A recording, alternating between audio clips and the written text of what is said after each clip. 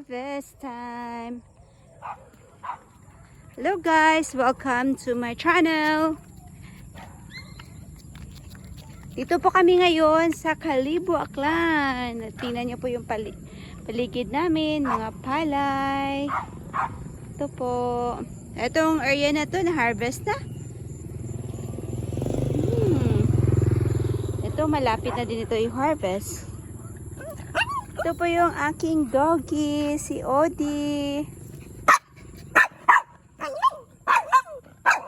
Okay, let's go, Odi.